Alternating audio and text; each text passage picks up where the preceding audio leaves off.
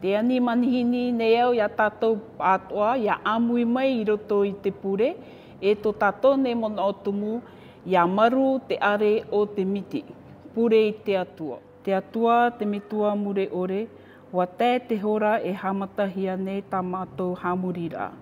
I te ie tāpati api nen he mau, ia pārhei wārua mai oe roto pū ia mātou arawe amui ai tātou I te ie hamurira. Mā te ara taihia te mana o tō oe wārua, e te atu ai I te hopea no te ie hamurira.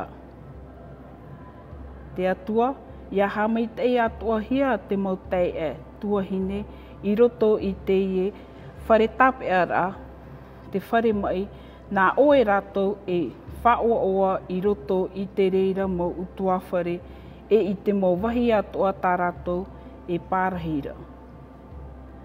Te hamona o atua nei mātou, tō mātou mau metua te pārahira I roto tō rātou mau utua whare. Ia pāruruhia rātou e rā te reira, nā nia te moana, nā te rewa. Ia hamei te hia rātou atua e pāruruhia. O oe te ea, te prau, e te ora, e te atua I mātou ia oe. Aratai oe, e hapi mai oe ia mātou, I roto tā mātou mo tāwini rā, I roto I tā mātou e tāretia, I nia te whenua nei. Te atua, te metua mure ore, a whāri mai tā mātou pure I te oa te metua, te tamaiti, te wārua mai te āmene.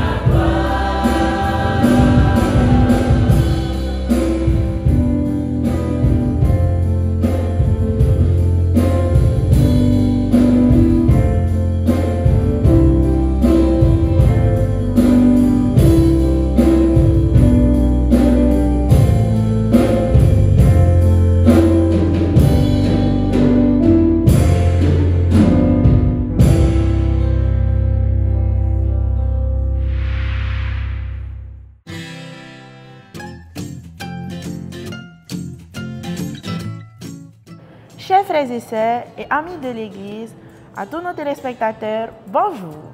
Bienvenue dans notre culte de l'Église de la Communauté du Christ sur Polynésie-la-Première. Recevez les salutations de la direction du Centre de mission de la Communauté du Christ en Polynésie française. Aujourd'hui, nous avons pour thème Calmer les vagues. Et notre lecture de référence se trouve dans le livre de Marc, chapitre 4, versets 28 à 41. Chers amis, nous vous souhaitons de passer un bon moment en notre compagnie. Donc, continuons notre voyage par une chanson.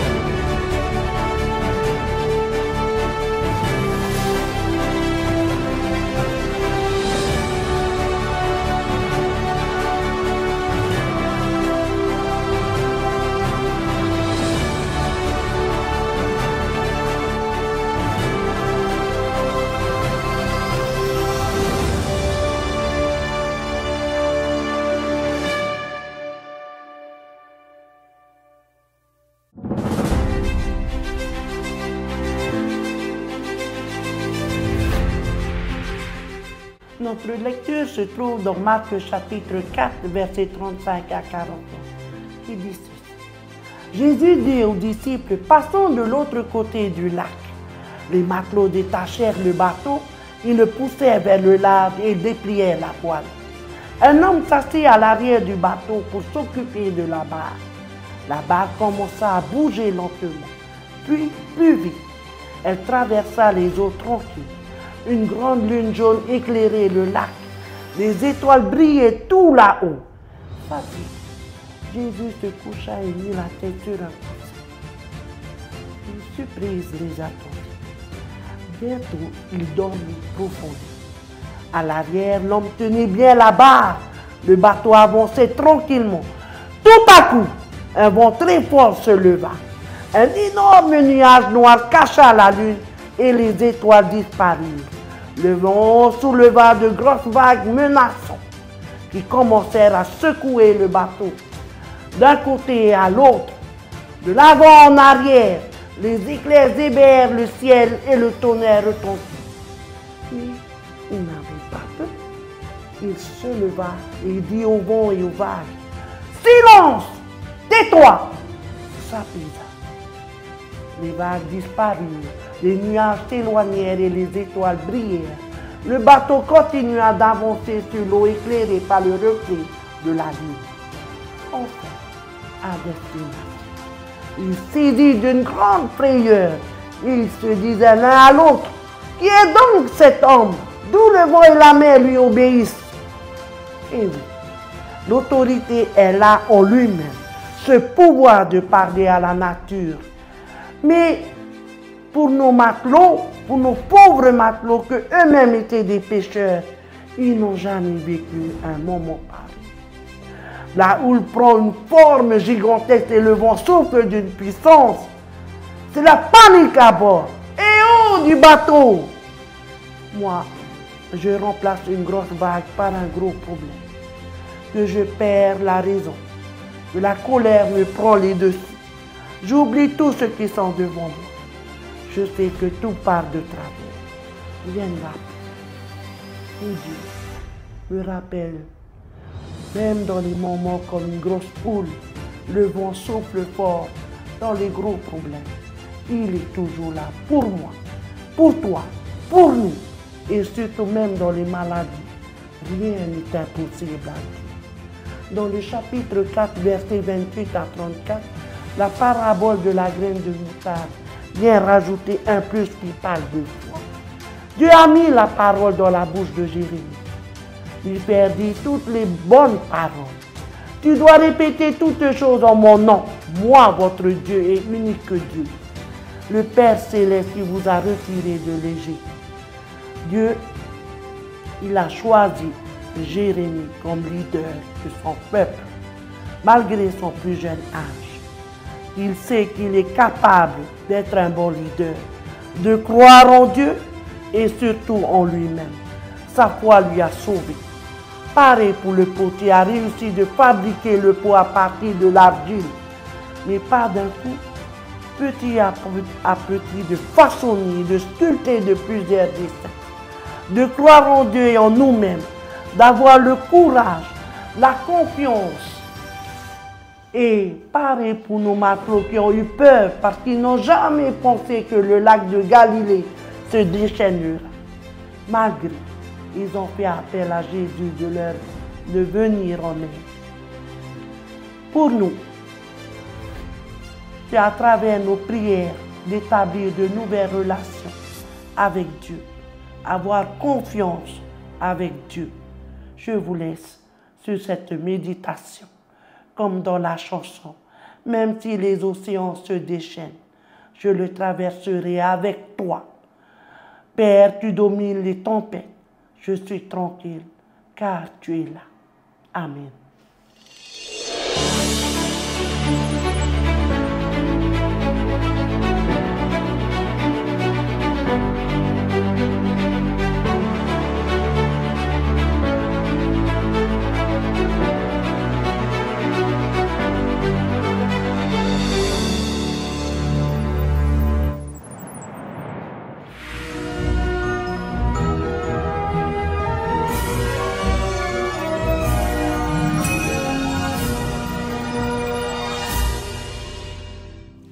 Merci Vainouï pour cette exploration pour nos enfants.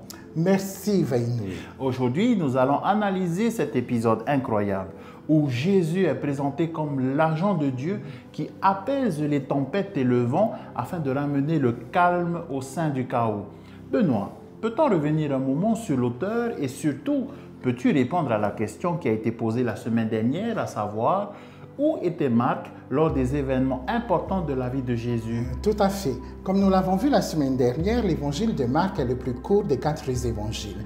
La pédagogie utilisée par Marc consiste à faire participer son lecteur aux événements. Par exemple, comme les chroniqueurs que nous connaissons aujourd'hui qui nous invitent à suivre les événements de la vie. Alors, et oui, pour répondre à la question de la semaine dernière, où était Marc lors des événements importants de la vie de Jésus sur terre? Eh bien, tout simplement, Marc vivait sa vie parce qu'il était encore un jeune adolescent. Benoît, brièvement, rappelle-nous le contexte, s'il te plaît. Alors, on a vu la semaine dernière que Jésus a utilisé 2 paraboles qui parlent de graines. Et ces graines représentaient la manière dont le royaume se développe. Marc nous explique que le royaume se construit avec le monde qui nous entoure. Il ne peut se construire à l'écart du monde. Bah oui, c'est vrai. Si on regarde bien, le royaume fait partie intégrante de la vie. Tout à fait, Renaud. Mais quel est le rapport alors entre une graine qui pousse dans un lieu désert et asséché et cette histoire où nous sommes envoyés au milieu d'un lac en pleine tempête? Alors, très bonne question, Renaud. Le lien ici entre ces 2 histoires est la puissance du royaume, c'est-à-dire comment est-ce que le royaume va se développer. Mais il faut faire attention parce que l'histoire d'aujourd'hui peut avoir plusieurs interprétations. Ah, tu peux nous expliquer plus en détail? Oui, alors, tout dépend des paramètres que nous allons mettre en avant. Par exemple, on vient d'écouter 20 minutes qui nous a proposé le paramètre de la tempête et son explication personnelle.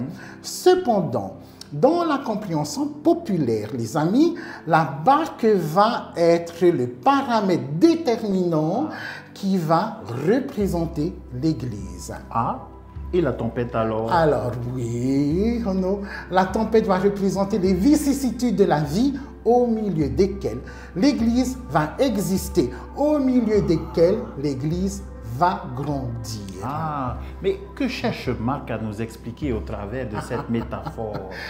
Marc cherche à donner de la crédibilité à son histoire. Ah bon? Et dans quel sens? Eh bien, tu vois, Renaud, Marc veut inclure ici toutes les personnes qui connaissent des tempêtes dans la vie. Pas seulement les disciples de Jésus. On n'oublie pas que cette réflexion renvoie à nos expériences de vie parce que pour Marc, cette barque, comme je le disais plus tôt, va représenter le développement de l'Église et du royaume au sein des tourments de son époque. Je comprends mieux. En fait, l'histoire nous renvoie aussi à nos aléas de la vie. Exactement, Renaud. Tu sais, voici une question pour toi. Quand tu es face à une dure épreuve, que fais-tu? As-tu déjà eu l'impression que Dieu ne se souciait pas de tes problèmes? Oui. Donc, si ta réponse est oui, qu'est-ce que tu as fait pour essayer d'attirer l'attention de Dieu pour qu'il vienne à ton secours, pour qu'il vienne résoudre tes problèmes? Généralement, face à une dure épreuve, je ne sais plus quoi faire. Et là, il m'arrive d'avoir peur. Peur de perdre mon confort, peur de perdre mes proches, peur d'avoir faim, de ne plus avoir à manger. Et dans ces moments, je me mets à prier pour demander l'aide de Dieu. Eh bien, Renaud, tu vois, là, tu as mis le doigt sur la problématique. La problématique ici, c'est la peur. N'oublions pas que la peur est le contraire de l'espoir et de l'amour. Pour rappel, ça fait quelques semaines que l'idée essentielle de nos échanges, de nos explorations des Écritures est la foi. La foi? Oui. Pourquoi donc? Parce que la foi est le socle de tout. Tu vois, quand on revient en détail sur notre histoire, on comprend clairement que les vagues qui frappent la coque, bang, bang, bang, la coque du bateau devait déjà être submergée. Les disciples, effrayés alors, allaient réveiller Jésus, qui était endormi à la poupe, parce qu'ils craignaient pour leur vie. Ça, c'était dans ce contexte-là. Mais pour nous aujourd'hui, nous chrétiens de 2024, souvent nous doutons face à l'épreuve. Le contraste entre ces disciples et nous est le suivant. Eux venaient de découvrir Jésus. Leur peur était tout à fait légitime. Elle était très forte parce qu'ils se disaient « Mais qui est cet homme qui commande la nature ?» C'est ce que l'Écriture nous dit. Tu vois, Renaud? Eh bien, je te laisse finir. Contrairement à nous, nous les chrétiens d'aujourd'hui, nous connaissons Jésus voilà plus de 2000 ans. Exactement. Je dirais mieux. Tu sais, les disciples de l'époque appelaient Jésus Rabbi, qui veut dire maître. Et pourtant, ils ont mis en doute sa loyauté et son dévouement envers eux. Parce qu'ils n'avaient pas compris qui il était. Voilà, Renaud. C'est ça la grande différence qu'il y a entre eux et nous. Le contraste est là. Mais pour nous, aujourd'hui, nous, on le connaît, on le connaissait. C'est vrai. Ici, dans notre histoire, Jésus garde la foi à toute épreuve. Les disciples, par contre, eux, l'ont obligé à sortir de son repos pour manifester la puissance de Dieu. Voici une autre question pour toi, Renaud. Oui. Penses-tu que nous devons agir de la même manière que les disciples face à une épreuve? Je pense que Jésus nous a ouvert la voie. Il nous invite à nous recentrer sur notre foi, tout simplement, Tout à fait. pour nous sortir d'un pétrin. Lorsque nous nous recentrons sur notre foi, la puissance de Dieu se manifeste par le biais de son esprit. D'accord. Attention, je ne dis pas qu'il faut se prendre pour Jésus, hein. Ah, tout de même pas. Alors, tu vois, Renaud, personnellement, si je dois répondre à la question, moi, je dirais non. Tout simplement parce qu'on l'a signalé plus haut. Cela fait plus de 2000 ans que nous connaissons Jésus. Oui. La communauté du Christ nous invite à déclarer notre confiance dans le Fils de Dieu. Plutôt que de battre en retraite dans la peur et face aux tempêtes qui font rage dans nos vies. Évidemment, c'est difficile, mais n'oublions pas que la puissance de Jésus est supérieure à toutes les tempêtes. Et ça, voici ce que l'apôtre Jean nous rappelle. Il nous dit au chapitre 3, verset 16, « Car Dieu a tant aimé le monde qu'il a donné son Fils unique, afin que quiconque croit en lui ne périsse point, mais qu'il ait La vie éternelle. tout à fait. C'est ici, dans ce verset, que nous devons puiser la puissance de notre foi. Renaud, si on devait mettre en avant un de nos principes permanents, lequel mettrais-tu? Je mettrai en avant celui de la sacralité de la création. Ah bon, et pourquoi? Dis-nous. Parce qu'en prenant de la hauteur sur notre écriture, on peut comprendre que la puissance de Jésus peut amener à créer des chemins de lumière et apaiser toute forme de chaos. Et cela me rappelle notre vulnérabilité. Merci, Renaud. On ne doit pas oublier que Dieu continue toujours à crier pour accomplir les desseins. La communauté du Christ nous invite à s'unir à Dieu en tant qu'intendant de protection et d'espoir. Cette même puissance peut apporter le calme au milieu de la destruction dans notre vie quotidienne. La communauté du Christ, à travers cette écriture, nous met au défi de faire confiance en Christ.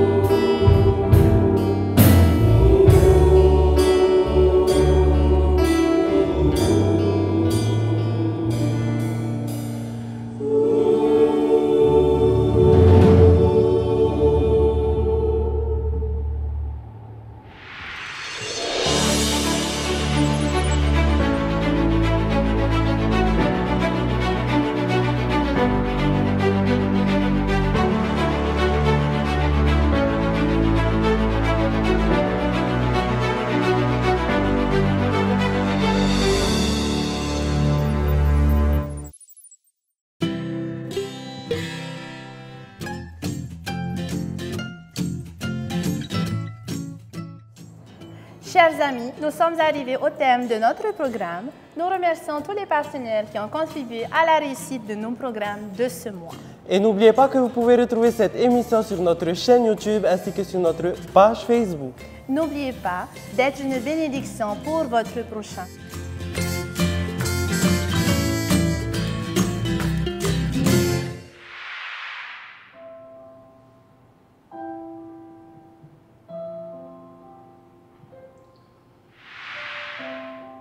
Quel est ton bien le plus précieux? Il n'y a rien de mal à posséder des choses ou à en profiter.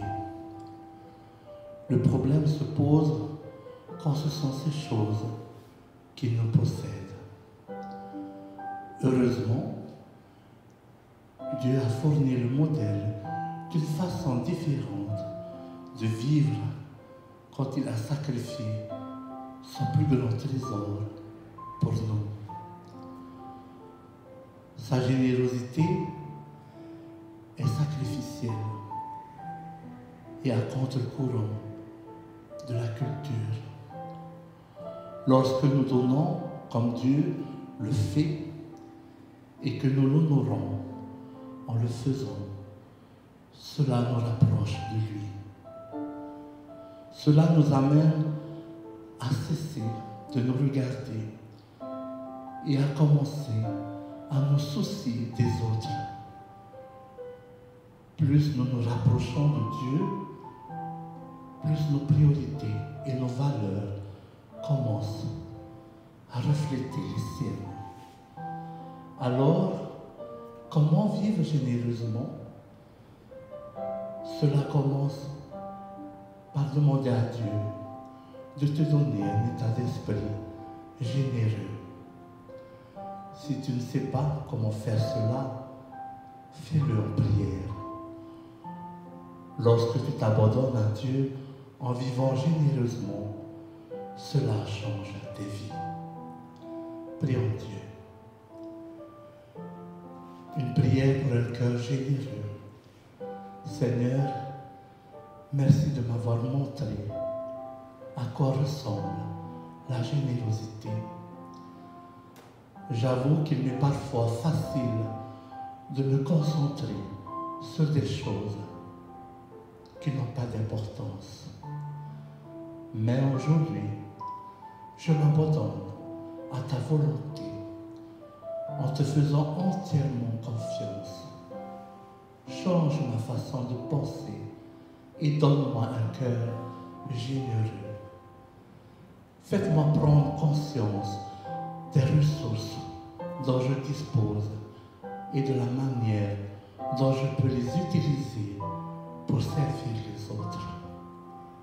Aide-moi à vivre une vie qui bénisse les autres, tout comme tu m'as richement béni. Au nom de Jésus. Amen.